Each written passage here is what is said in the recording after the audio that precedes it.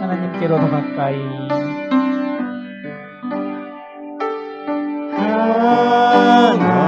하나님께로 더 가까이 갑니다.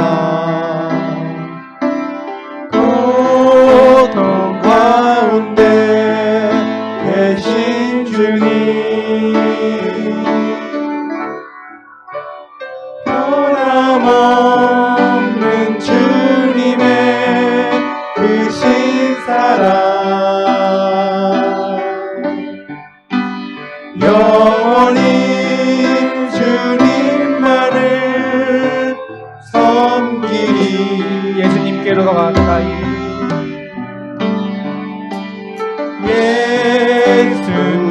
예수님께로 더 가까이 갑니다.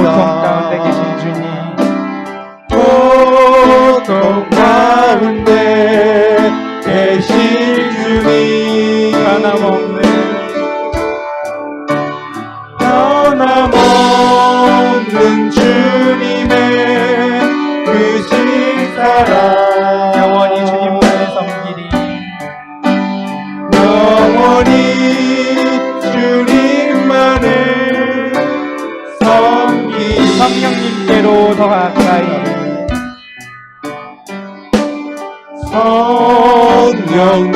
성령님께로 더 가까이 갑니다. 고통 가운데 계신 주님, 변함없는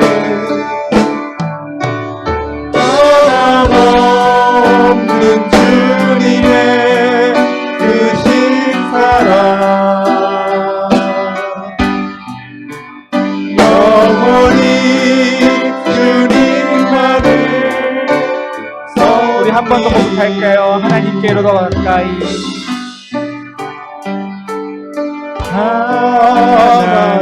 하나님께로 더 가까이 갑니다. 고통 가운데 계신 주님, 변함없는 주님의 크신 사랑,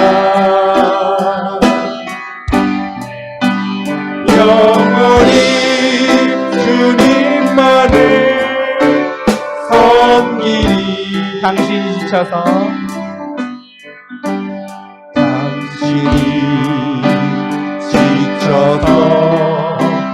기도할 수 없고 눈물이 빗물처럼 흘러내릴 때 주님은 하시네, 당신의 약함을 사랑으로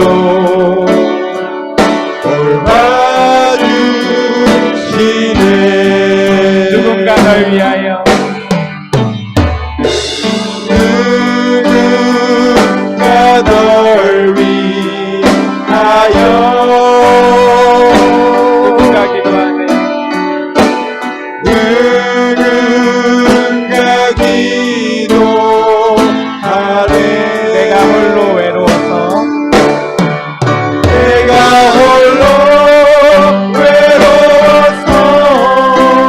마음이 무너질 때 누군가 널 위해 기도하네.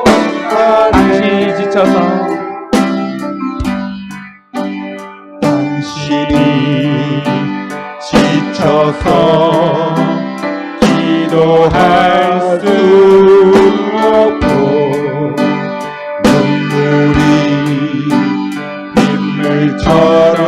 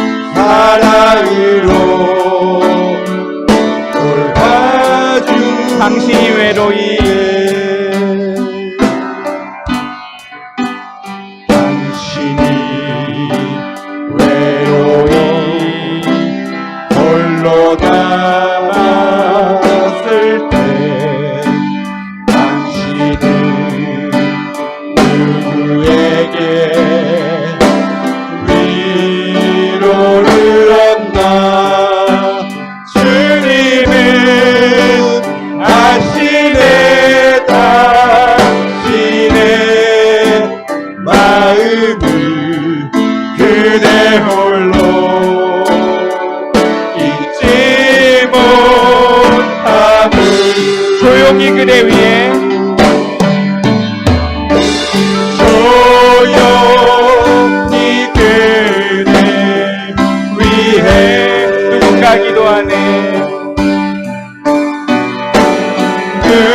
누군가 기도하는 내가 홀로 외로워서 내가 홀로 외로워서 마음이 무너질 때 누군가 널 위해 기도하는 조용히 널 위하여 조용히 그대 위해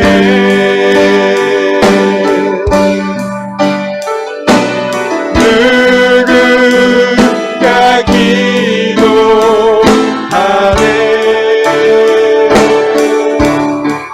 내가 홀로 외로워서 마음이 무너질 때 누군가 널 위해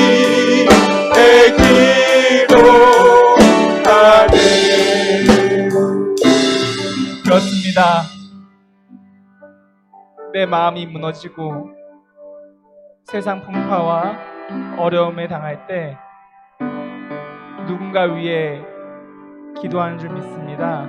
지금 이 시간 우리 옆에 분들을 위해 놓고 기도했으면 좋겠습니다. 우리 공동체를 놓고 기도했으면 좋겠습니다.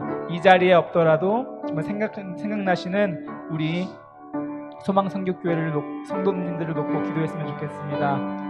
살다 보면은 주님의 길을 걷다 보면은 너무나 힘들고 어렵고 아프고 때로는 내가 너무나 많이 손해를 봐야 되고 정말 주님께 정말 원망할 때가 있는데 그때도 주님은 우리와 함께 하십니다. 그리고 주님께서 우리 공동체를 위하여 서로 기도하게 해주셨습니다. 지금 이 시간 내 옆 사람이 어떤 어려움과 어떤 힘들과 어떤 역경이 있는지는 잘 모르지만 그럼에도 불구하고 주님 내 옆에 있는 사람에게 정말 이 자리에 나오지 못한 우리 소망성교회 성도님들 위해 지금 다 같이 기도하시겠습니다. 하나님 이 시간 이 공동체를 놓고 기도하기 소망합니다. 세상 일에 힘들고 낭망하고 좌절할 때도 주님이 있다는 걸 잊지 않게 하여 주시옵소서. 그때에도 같이 기도할 수 있는 우리 공동체가 있지 않음을 기억하게 하여 주시옵소서. 그리고 주님을 바라보면서 새 힘을 얻는 우리가 되게 하여 주시옵소서. 어떠한 어려운 환경에 놓였어도 흔들리지 않는 믿음을 허락하여 주시옵시고 실족하지 않게 하여 주옵시고 굳건한 믿음의 반석을 허락하여 주시옵소서. 그러므로 말미암아 천국 가는 그날까지 우리의 믿음을 굳게 지켜주시옵소서. 주님 항상 진실한 성도 되기 원합니다.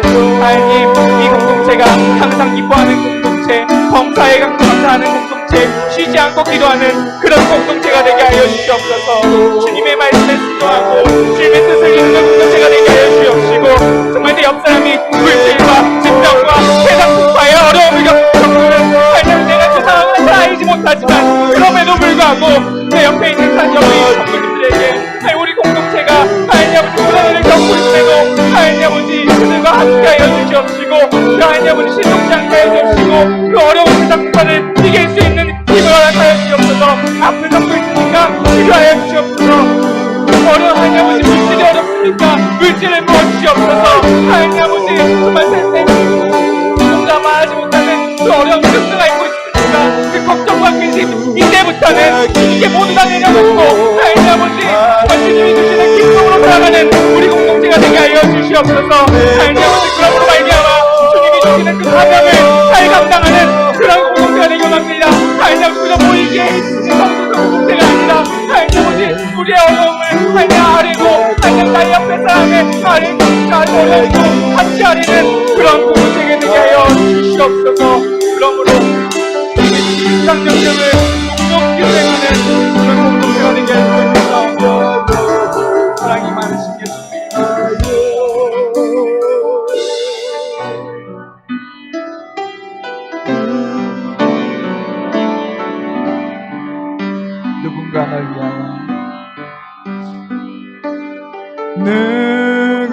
누군가 널 위하여 누군가 기도하네.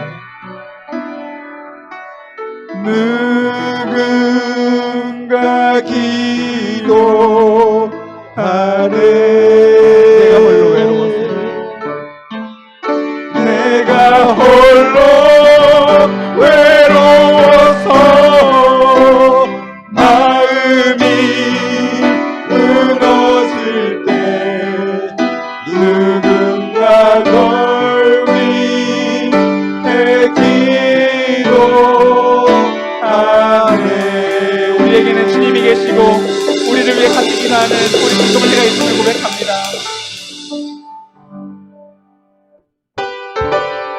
이 시간 박수 치시면서 변찮은 주님의 사랑과 찬양하시겠습니다. 변찮은 주님의 사랑과 찾는 주님의 사랑과 거룩한 보혈의 공로를 우리 다 찬양을 합시다. 주님을 만나볼 때까지. 아멘. 예수는 우리를 깨끗게 하시는 주시니 그의 피 우리를 눈보다 더 이게 하셨네. 우리를 깨끗게 하시는 우리를 깨끗게 하시는 무궁한 생명의 물이세. 생명의 무언을 받은 하나님 찬양을 합시다. 하나님 찬양을 합시다. 예수는 우리를 깨끗게 하시는 주시니 그의 피 우리를 눈보다 더 이게 주님의 거룩한 보혈을 주님의 거룩한 보혈을 날마다 입으로 간증해 담대히 싸우며 나가세. 천국에 들어갈 때까지 천국에 들어갈 때까지.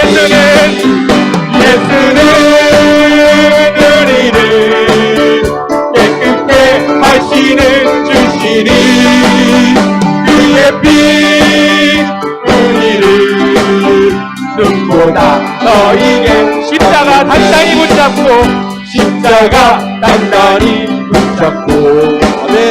날마다 이기며 나가세.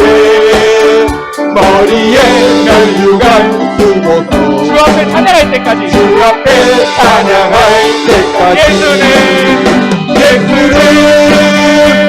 우리를 깨끗게 하시는 주시니 그의 피 우리를 눈보다 더 예수는 하셨네. 예수는 우리를 깨끗게 하시는 주시니 그의 피 우리를 눈보다 슬픈 마음 있는 사람 하셨네. 아멘. 슬픈 마음 있는 사람 예수 이름 믿으며 영원토록 변함없는 기쁜 마음 예수의 이름은 예수의 이름은 세상의 소망이요. 예수의 이름은 천국의 거룩하신 주의 이름 거룩하신 주의 이름 너의 방패 삼아라. 환난 시험 당할 때에 주께 기도 드려라. 예수의 이름은 세상의 소망이요. 예수의 이름은 천국의 기쁨이. 존귀하신 주의 이름 존귀하신 주의 이름 우리 기쁨대로다. 주의 품에 안길 때에 주의 품에 안길 때 행복한 선물을 기쁨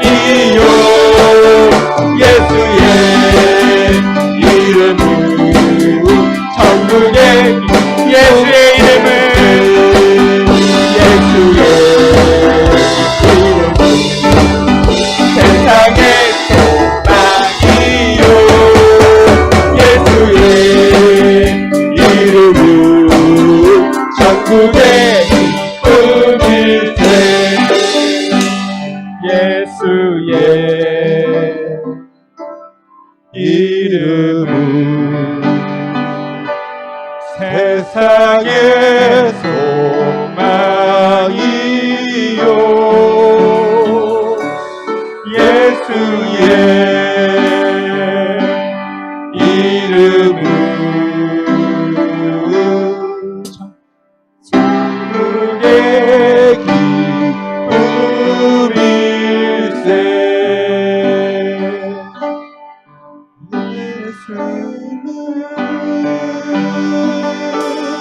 우리를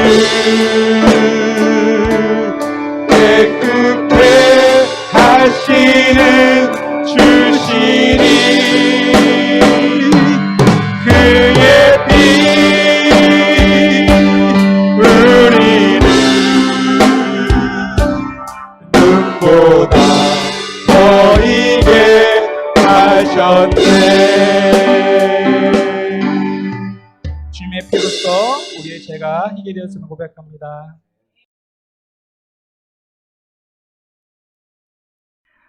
제가 예전에 어떤 교회를 처음 방문한 적이 있었습니다. 그 교회 입구에 들어가면서 벽에 걸린 그림을 보았는데 참 그림이 아주 특별했어요. 여러분 보통 교회에 가면 입구에 어떤 그림이 걸려 있습니까? 성화들이 많이 걸려 있지요. 아주 인자하신 예수님의 얼굴이 있든가 아니면 예수님이 목자가 되셔서 어린 양을 가슴에 안으시고 실만한 물가로 푸른 초장으로 인도하시는 그런 예수님의 아름다운 성화가 있든지 또 요즘은 보통 아름답게 이쁘게 애니메이션으로 만들어서 아주 귀여운 그런 그림들도 걸려 있습니다. 그리고 보통 그런 그림들 밑에는 문구가 항상 써 있지요. 교회 벽에 걸린 문구들이 보통 어떻습니까? 수고하고 무거운 짐진 자들아 다 내게로 와라 내가 너희를 쉬게 하리라. 아니면 하나님은 당신을 사랑하십니다. 아니면 예수님이 인생의 해결책이십니다. 뭐 이런 복음의 그런 문구들이 보통 있는 것이 일반적인데 제가 본 교회의 그림은 아주 달랐습니다. 교회가 어떤 그림이 걸려 있었냐 하면 아주 어마하게 큰 화려한 폭포가 그려져 있더라고요. 큰 폭포, 어마어마한 폭포가 그려져 있어요. 교회 입구에 이런 그림을 그려놨을까? 근데 문구가 또 밑에 이렇게 써 있더라고요. 물은 절벽을 만나야 폭포가 된다. 이런 문구를 써놨더라고요.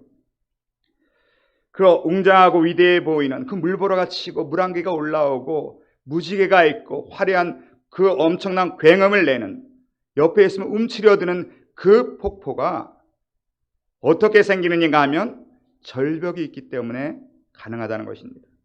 절벽이 높으면 높을수록 절벽이 크면 클수록 절벽이 깊으면 깊을수록 그 폭포는 더 크고 넓고 깊은 웅장한 폭포가 된다는 것이죠. 물은 잔잔히 흐르는 강물에서 그 위대한 폭포가 되기 위해서는 반드시 절벽이 있어야 된다는 거예요. 그 절벽은 고난을 얘기하겠죠. 고통을 얘기할 겁니다. 우리 인생도 마찬가지입니다. 우리 인생이 어떻습니까? 인생을 살다 보면 우리도 절벽을 만날 때가 있어요. 그러나 그 절벽을 우리가 믿음으로 뛰어넘으면 우리 인생은 폭포와 같은 새롭게 되는 위대한 인생으로 변할 수 있다는 것입니다. 우리는 절벽을 싫어해요. 그렇죠? 아랍 속담에 그런 말이 있다고 합니다. 햇살만 비치는 곳은 사막이 된다. 우리는 비바람 싫어해요. 먹구름 싫어해요. 햇살만 비치길 원합니다. 그런데 햇살만 비치는 곳은 사막이 된다는 거예요. 죽음의 땅이 된다는 것입니다. 우리 인생뿐만이 아니라 오늘 본문의 말씀을 보면 우리의 신앙도 마찬가지라는 것입니다. 우리의 신앙은 그냥 고여 흐리는 잔잔한 물가가 아니라 절벽을 만나서 그 절벽을 뛰어넘어 승리하는 폭포와 같은 위대한 삶이 바로 신앙생활이라는 것입니다. 오늘 본문을 보면 사도 바울이 드디어 1차 선교 여행을 마치고 자신을 파송했던 안디옥교로 돌아가는 그런 말씀이 오늘 담겨져 있습니다. 처음에 바나바의 고향 구르보로부터 시작된 선교 여행, 당시에 갈라디아라고 여겨졌던 지금의 터키 중앙부에 가서 버가를 지나 비시디아 안디옥을 지나 이거니안을 지나 우리 지난주에 살펴본 대로 루스디아까지 그곳에서 무슨 일이 있었습니까? 태어나면서부터 일어나지도 걷지 못한 자를 고침으로 해서 기적을 일으키고 많은 사람들에게 마치 신처럼 숭배를 받을 정도로 위대한 사건이 있었던 적이 루스디아입니다. 또 오늘 보면 그 마지막에 이제 더베까지 가서 마지막 선교 도시를 정점을 찍고 반환점으로 해서 다시 돌아오는 모습이 오늘 그려져 있습니다.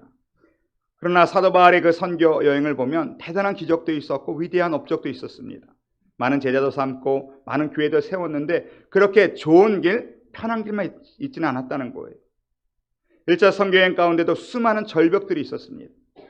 때로는 사람들에게 무시당하고요, 사람들이 무관심하기도 하고, 또 비스디아 안디옥이나 이고니온에서는 유대인들이 죽이려고까지 했어요. 그런 수많은 절벽들이 있었지만 오늘 말씀에 가장 큰 절벽, 가장 무서운 절벽이 있었던 것을 우리가 볼 수가 있습니다.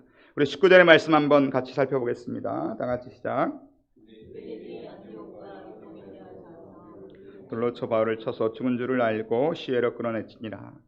지금 아직 바나바와 바울은 루스디아에 있습니다.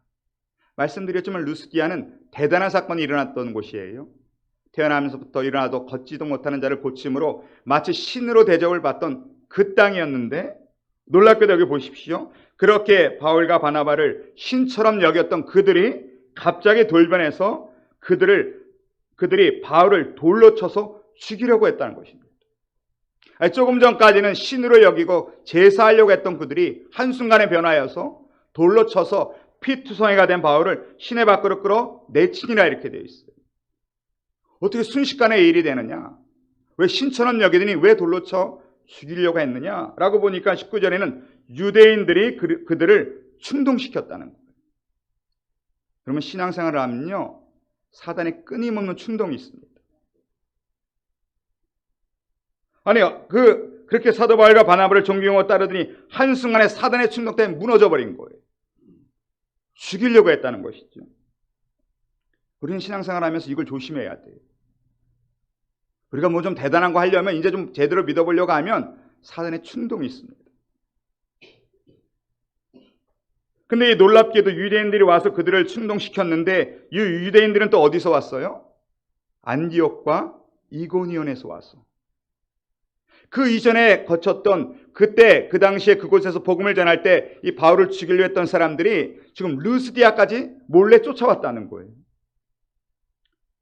지난주에도 말씀드렸지만 루스디아에는 유대인들이 없었습니다. 회당이 없었어요. 그 말은 유대인 성인 10명도 없었던 것이죠.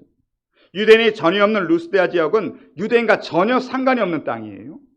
그런데 그 땅에서 복음을 전하는 바울을 죽이기 위해서 그들이 비스디아 안디옥에서 루스디아까지는 100마일입니다. 거리가 100마일을 여기서 몰래 쫓아와서 죽이려고 했다는 거예요. 사단이 얼마나 복음을 싫어하는지, 사단이 얼마나 전도하면 방해하는지, 얼마나 사단이 믿음이 좀 성장하려면 방해하는지를 우리가 알 수가 있는 것이죠. 얼마나 유대인의 이 노력이 위대합니까? 대단합니까? 그러면 사단은요, 대단합니다. 우리가 사단한테 배울 게 아무것도 없지만 한 가지는 배워야 돼요. 열심을 배워야 돼요. 사단은 아주 열심히 합니다. 어떻게? 우리를 쓰러뜨리려고. 얼마나 열심입니까? 아까도 말씀드렸지만 비시디아 안디옥으로부터 루스디아까지의 거리가 160km, 100마일의 거리를 여기 와서 이렇게 되어 있습니다. 와서는 불시에 들이닥친다는 얘기예요. 그만큼 열심입니다. 또 여기서 보면 그 유대인들이 와서 루스디아 사람들을 충동시켰다고 되어 있습니다. 충동은요, 끝까지 논쟁하여 설득시키다 이 말입니다. 그렇게 바울과 바나바를 신처럼 여기는 사람들을 끝까지 논쟁시켜 설득시켜서 돌로 쳐 죽이라고 바꿔놨다는 거예요. 얼마나 유대인들의 이 사단이 열심히 있습니까? 어느 때까지 바울을 돌로 쳤습니까? 죽을 때까지 쳤다는 거예요. 사단은 이렇게 열심을 냅니다. 우리를 쓰러뜨리려고, 우리를 낙심시키려고, 교회를 무너뜨리려고, 우리의 길을 막으려고, 부흥을 막으려고 하는 이 사단의 열심이 있다는 것이죠. 저는 이 이야기를 보면서 이 생각을 하면서 그 돌로 맞는 사도 바울이 무슨 생각을 했을까? 루스디아 사람들한테 돌에 맞아서 정말 죽어가면서 사도 바울이 무슨 생각을 했을까요, 여러분? 스데반 집사님 생각을 했겠죠. 스데반 집사님이 나 때문에 이렇게 돌에 맞아서 돌아가신 거구나 생각하셨을 거예요. 돌에 맞은 것만 생각하지 않으셨을 겁니다. 마지막에 스데반이 어떻게 돌아가셨는지도 생각하셨을 거예요. 주여 저들의 죄를 용서하여 주시옵소서. 그 루스디아 사람들을 원망하거나 미워하지 않았어요. 아니 좀 전에 나를 그렇게 신처럼 여기더니 어떻게 한순간에 변화해서 나를 돌로 칠까? 라고 그들을 위해서 원망하거나 핏대를 세우거나 저주하지 않았다는 거예요. 그들을 용서하셨어요. 어떻게 알 수 있습니까? 20절도 한번 읽어볼까요? 20절 다 같이 시작. 제자들이 눌러섰을 때 그 성에 들어갔다가 이튿날 바나바와 함께 더베로 갔어. 아니 스승을 돌로 쳐서 피투성이나 내서 시체가 된 줄 알고 성 밖으로 던져버렸어요. 모두가 죽은 줄 알았어요. 오늘 제자들도 둘러섰을 때 왜 둘러섰겠습니까? 이제 장례를 어떻게 치러야 될까? 스승이 죽은 줄 알았어요. 그런데 놀라운 일이 있습니다. 피투성이가 돼서 죽은 줄 알았던 바울이 일어났다는 거예요. 그리고 그 성에 또 들어갔다는 거예요. 그럼 사람이 어떻게 이럴 수가 있습니까? 그렇죠? 조금 전에 나를 그렇게 돌로 치고 그 무심한 유대인들이 있고 그 나를 배신한 그 사람들인데 그 성에 또 들어갔다는 거예요. 그냥 그 사람들을 용서했습니다. 그 사람들 사랑하니까. 나를 배신하고 나를 돌로 치고 나를 죽이려 했지만 그 사람들을 사랑하니까 그 사람들의 영혼 때문에 또 들어갈 수가 있는 거예요. 바울을 하나님이 일으키셨습니다. 이걸 우리 하나님의 은혜라고 하는 거예요. 하나님이 일으키십니다. 어떻게 또다시 갈 수 있지? 우리는 나에게 상처 준 사람은 쳐다보고 싶잖아요. 그죠? 나를 아프게 하고 나를 배신하고 나에게 그렇게 큰 고통을 준 사람은 근처도 가기 싫어요. 그래서 남자분들은 뭐 군대에서 고생하면 군대 쪽은 바라보지도 않는다지만 여자분들은 아주 시월드 때문에 고생을 하면 십자가 들어간 건 먹지도 않는데 시금치도 안 먹는다잖아요. 아니, 나를 힘들게 하면 그게 본능이에요, 사람은. 그런데 오늘 바울은 하나님이 일으키시자마자 그 성으로 또 갔습니다. 저는 이 바울이 걸어오는 모습을 보고 루스디아 사람들이 얼마나 놀랐을까. 그 사람을 그 이전에 태어나면서부터 걷지도 못한 사람 고친 것보다 죽은 줄 알았던 바울이 일어나서 자신들에게 다가올 때 더 기겁을 했을 것 같아요. 그것이 하나님의 능력을 나타낸다고 바울이 생각을 했던 것 같아요. 내가 다시 또 들어가면 사람들이 하나님의 능력을, 복음의 능력을 믿겠지. 또 들어갔어요. 거기서 복음을 전했습니다. 그리고 이튿날 바나바와 함께 마지막 또 더베로 갔어요. 더베로 가서 복음을 전하고 이제 바나나여서 돌아온 길로 이제 돌아가기 시작하는데 돌아가면서도 대단한 일을 하세요. 21절 보겠습니다. 21절, 22절, 2절 다 같이 시작. 루스드라와 이고니온과 안디옥으로 돌아가서 제자들의 마음을 굳게 하여 이 믿음에 머물러 있으라 권하고 또 우리가 하나님의 나라에 들어가려면 많은 환난을 겪어야 할 것이라 하고 이 더베를 기점으로 이제 돌아서 그동안 개척한 교회들을 방문하면서 다시 안디옥까지 가셨습니다. 돌아가면서 그 개척한 교회들을 방문한 이유는 딱 한 가지일 거예요. 교회들을 양육하기 위해서 가셨을 겁니다. 교회를 개척하는 건 생명을 탄생시키는 거예요. 생명을 탄생시키는 것만큼보다 더 중요한 건 뭡니까? 키워내는 겁니다. 우리가 아기들을 낳지만 아기를 낳는 것도 중요하죠. 근데 더 중요한 건 뭡니까? 아이를 키울 수가 있어야 돼요. 교회를 세우는 것도 중요합니다. 그러나 교회를 키워내야 됩니다. 영혼을 구원하는 것도 중요합니다. 그러나 영혼을 키워줘야 됩니다. 오늘 사도 바울은 양육을 위해서 각 교회들을 다니셨습니다. 그리고 양육을 하는데 양육의 내용이 지금과 많이 다른 것 같아요. 양육의 내용을 보십시오. 사도 바울이 양육한 것 딱 두 가지입니다. 이걸 꼭 기억하라는 거예요. 첫 번째가 뭐냐면 22절에 보면 마음을 굳게 하여 이 믿음에 머물러 있으라. 사도 바울이 말씀하신 첫 번째입니다. 마음을 굳게 하라는 거예요. 다시 말하면 각오를 하라는 겁니다. 마음에 각오를 하고 결단을 내리고 믿음에 머물러 있으라는 것입니다. 쉽게 말하면 믿음에 머물기를 여러분 각오하셔야 돼요. 신앙생활을 할 결단을 내리셔야 돼요. 이게 첫 번째 양육입니다. 어떤 일이 있어도 내가 믿음에 머물러야지, 어떤 일이 있어도 내가 예배에 참석해야지, 어떤 일이 있어도 기도해야지, 어떤 일이 있어도 전도해야지, 이걸 포기하지 말라는, 이걸 각오를 하라는. 어떤 일이 있어도 믿음에 머물러 있어야 됩니다. 그 신앙은 한마디로 각오와 결단입니다. 많은 사람들이 신앙을 감정으로 하려고 그래요. 기분이 좋으면 오늘 교회 가야지. 오늘 기분이 별로 안 좋으니까 교회 가지 말아야지. 오늘 마음이 좀 뜨거운 것 같으니까 기도 열심히 해야지. 여러분, 그런 거 아니에요. 신앙은 감정이 아니라 각오라고 말씀하시는 거예요. 하나님이 우리를 사랑하기로 각오하셨잖아요. 내가 독생자를 희생해도 이 죄인들을 사랑하기로 각오하셨으니까 우리를 사랑하시는 거예요. 하나님 감정이 없으십니까? 하나님이 감정대로 우리를 다루신다면 우리는 한 사람도 사랑할 수 없습니다.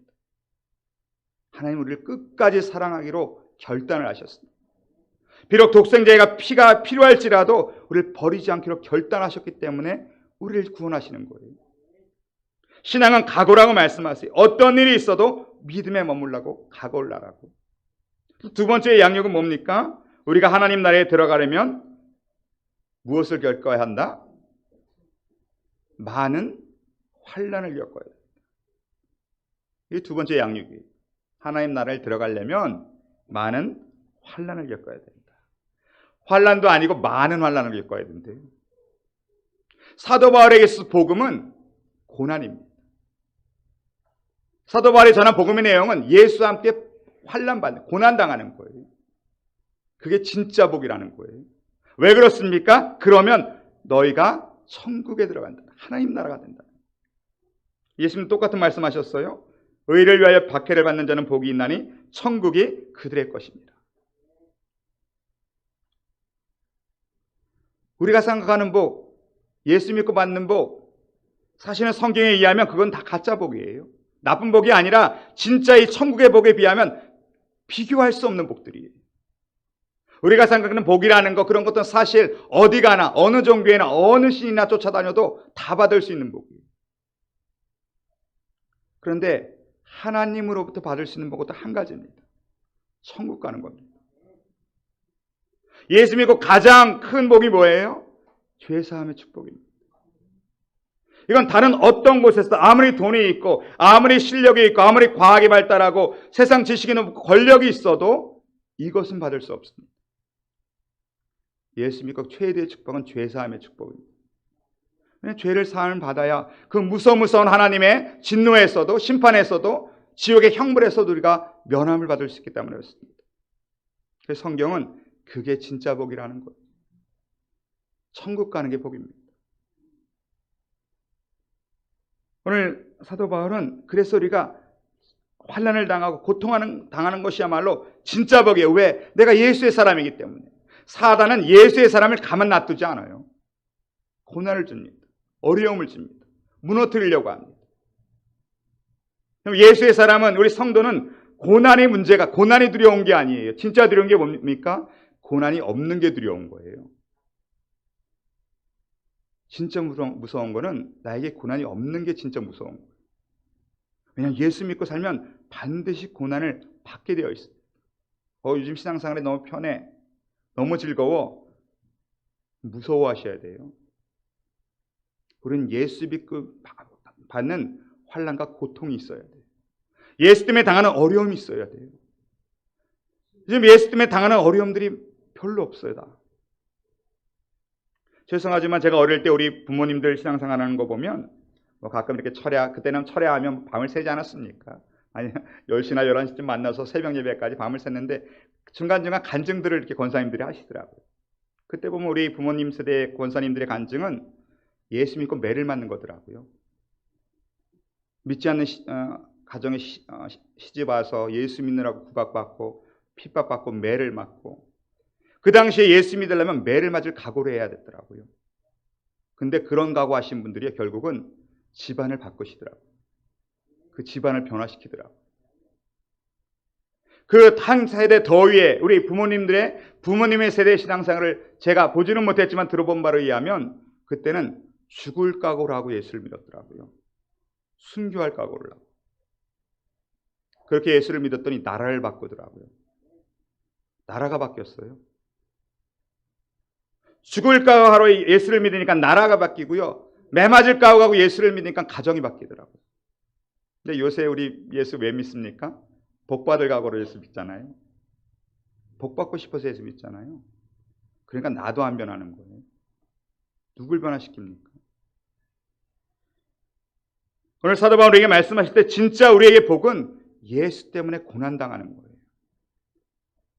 로마서 8장 17절에도 자녀이면 또한 상속자 곧 하나님의 상속자요 그리스도와 함께한 상속자니 우리가 그와 함께 영광을 받기 위하여 고난도 함께 받아야 할 것입니다. 디모데후서 1장 8절에도 그러므로 너는 내가 우리 주를 증언함과 또는 주를 위하여 갇힌 자 된 나를 부끄러워하지 말고 오직 하나님의 능력을 따라 복음과 함께 고난을 받으라. 디모데후서 2장 3절에도 너는 그리스도 예수의 좋은 병사로 나와 함께 고난을 받으라. 여러분 우리 신앙의 삶은 고난의 삶이에요. 그런데 여러분 두려워하지 마십시오. 왜 그렇습니까? 고난에 있지만 하나님이 전능하시기 때문에 우리를 도우신다는 거예요. 성도에게서 고난은 홍해와 마찬가지예요. 여러분 홍해를 만날 수 있어요. 그러나 홍해를 어떻게 지나갑니까? 하나님이 가르시고 우리는 뚫고 지나가는 겁니다. 하나님 전능하셔요. 얼마든지 홍해가 있으면 이쪽에서 번쩍 백성들을 들어다가 이쪽에 탁 놔둘 수 있는 분이에요. 왜냐하면 전능하시니. 하나님은 전능하시기 때문에 얼마든지 백성들로 하여금 홍해 물 위를 걸어가기도 할 수 있어요. 그렇게 하지 않으세요. 홍해는 어떻게 가는 거예요? 하나님은 가르시고 우리는 뚫고 가는 겁니다. 그게 신앙이라는 거예요. 우리 인생의 어떤 문제도 그렇게 지나갑니다. 그 문제를 넘어가진 않아요. 피해가지 않습니다. 하나님의 은혜로 뚫고 가는 겁니다. 그게 신앙이라는 것이죠. 그래야만 참 믿음의 길을 가는 거예요. 여러분 한번 생각해 보십시오. 지금 나는 예수님 때문에 무엇을 손해를 보고 예수님 때문에 무슨 고통을 당하고 예수님 때문에 무슨 어려움을 당하는지 한번 생각해 보십시오. 그게 있어야 됩니다. 예수 때문에 욕을 먹고 예수 때문에 손해를 보고 예수 때문에 어려움을 당하고 그게 내가 천국 백성을 보증하는 것이고 천국의 상급을 쌓는 길이라는 거예요. 23절 읽어보겠습니다. 23절 다 같이 시작. 장로를 택하여 금식 그들을 하며 그들이 믿는 주께 그들을 위탁하고. 참 사도 바울도 대단합니다. 예수 믿으면 고난당해. 예수 믿으면 나같이 돌맞아. 예수 믿으면 죽을 수도 있어. 그런데 누가 장로하실래요? 교회 가서 그렇게 실컷 얘기해놓고선 장로할 사람은 그러는 거예요. 예수 믿으면 매를 맞는데 예수 믿으면 가장 먼저 죽임을 당하는데 누가 장로하실 것입니까? 그런데 투표를 통하여 장로들을 택하고 그 다음에 뭘 했다고요? 금식기도하며. 지금의 장로 임직시가 많이 다르죠. 지금 장로님들 임직하면 어떻게 됩니까? 우리가 박수 쳐주고 우리 선물 드리고 축하한다고 인사하고 또 선물 나눠주고 식사하고 얼마나 기쁘고 감사합니까? 그런데 사도 바울의 당시는 장로 임직시기를 어떻게 했어요? 금식기도로 했어요. 왜 그렇습니까? 가장 먼저 순교해야 될 사람. 왜냐하면 이 교회에 핍박이 오면 가장 먼저 나서야 되기 때문에. 장로님이면 다릅니까? 다 똑같지 않습니까?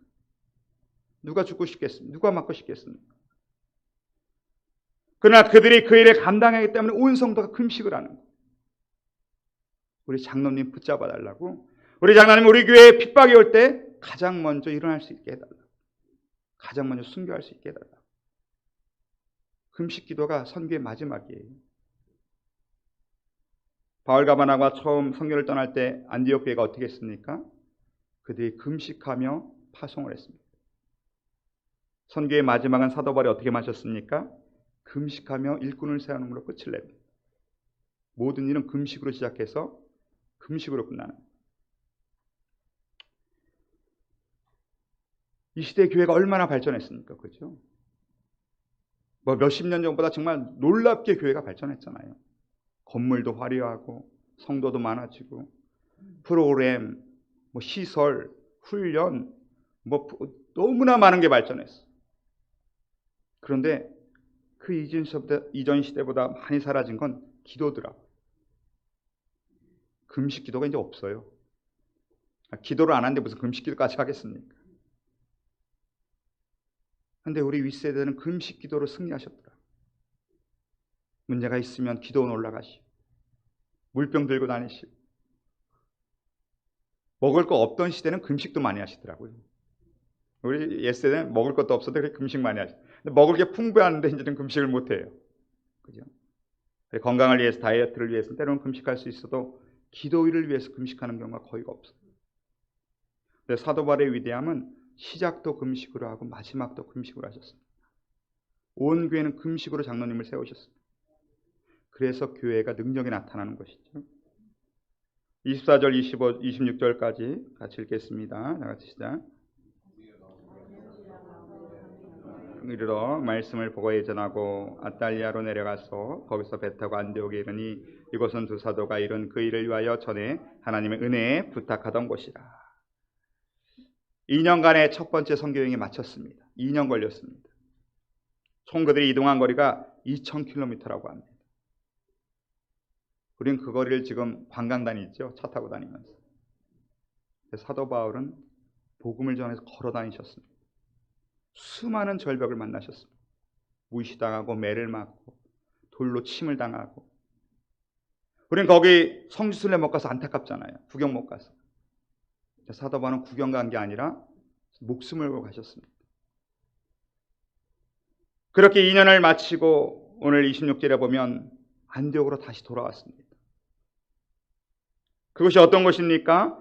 그 이룬 일을 위하여 전에 하나님의 은혜에 부탁하던 곳이라. 처음 안디옥 교회가 바울과 바나바를 파송하면서 얼마나 많은 염려가 있었겠어요. 한 번도 해보지 못한 선교를 위해서 그들을 보낼 때 그들이 얼마나 두려웠겠습니까? 떨렸겠습니까? 지금이야 뭐 전화기라도 해서 연락이라도 하죠. 그죠? 2년 동안 연락이 안 되는. 그래서 온전히 그들이 기도하면서 오직 하나님 은혜에 부탁하던 곳이다. 우리가 어떻게 우리의 신앙생활을 마칠 수 있습니까? 하나님 은혜에 부탁하는 거예요. 우리가 어떻게 우리 자녀들을 우리가 어떻게 키웁니까? 우리 자녀 못 키워요. 얼마나 세상이 위험하고 악합니까? 그러나 하나님의 은혜에 부탁하는 겁니다. 이런 시대에 우리의 사업을, 우리의 기업을, 우리의 직장을 어떻게 우리가 이끌어갑니까? 하나님 은혜에 부탁하는 겁니다. 난 여러분들이 기도로 하나님께 부탁하시길 주님의 이름으로 축원합니다. 아내와 남편을 기도로 부탁하는 거예요. 자녀들을 기도로 부탁하는 거예요. 이 교회를 하나님께 부탁하는 거예요. 하나님의 은혜가 함께 해달라.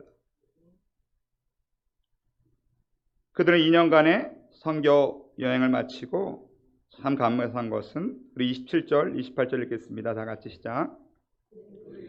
로마와 하나님께 행하신 모든 일과 이방인들에게 믿음의 문을 여신 것을 보고하고 제자들과 함께 오래 있습니다. 하나님께 행하신 모든 것을, 그리고 이방인들에게 믿음의 문을 여신 것을 뭐 했다 그래요? 보고했다는 거예요. 기독교 역사상 최초의 선교 보고가 여기 온 거예요. 선교를 보고했다는 거예요. 하나님이 어떻게 하셨다는 것을. 그렇게 보고하고 제자들과 함께 기쁨과 감사로 오래 있습니다. 여러분, 시작이 있으면 끝이 있습니다. 선교를 떠났으면 선교를 끝나고 보고할 때가 있다는 거예요. 우리 인생도 마찬가지겠죠. 우리 인생의 시작이 있으면 여러분 인생의 끝이 있습니다. 그 끝에 뭐 합니까? 하나님 앞에 보고해야 됩니다. 하나님, 저는 이 땅에서 뭐 하다 왔어요? 하나님, 이 땅에서 하나님께 보내셨을 때 이 땅에서 내가 어떤 일을 하고 왔습니다. 라고 보고하는 게 우리의 삶의 끝입니다. 그리고 우리 인생은 하나님께 보고할 것을 준비해가는 인생이 돼야 돼요. 하나님 앞에 섰을 때 아무 할 말이 없다면 얼마나 부끄럽겠습니까? 나 이런 거 하고 오셨어요. 하나님 맡기신 이 일을 감당하고 왔어요. 난 여러분의 인생이 보고할 것 있는 인생이 되길 주님으로 축원합니다. 사울의 선교복을 하고 오래도록 함께 했습니다. 하나님 앞에 선교복하고 나오면, 하나님 앞에 우리 인생의 복을 하고 나면요, 우리는 어떻게 됩니까? 오래도록이 아니라 영원토록 하나님과 함께하는, 영원토록 기쁨과 감사 가운데 천국에서 함께 한다는 것입니다. 이런 말씀을 마치겠습니다. 우리가 인생을 살다 보면 절벽을 만나게 돼 있어요. 그러나 믿음으로 절벽을 뛰어넘으면 우리 인생은 폭포와 같이 아름답습니다. 신앙은 여러분 감정이 아니라 각오입니다. 믿음에 머물기로 각오하는 것입니다. 어떠한 일이 있어도 내가 믿음에 떠나지 않기로 각오하는 믿음의 사람들, 예수와 함께 고난받을 수 있는 자들, 내가 복음을 위해서 고난을 받을 때 주님 말씀하시기를 너희를 향한 천국의 상급이 크도다 말씀하셨습니다. 난 여러분의 상급이 크기를 주님의 이름으로 부탁드립니다. 기도하겠습니다.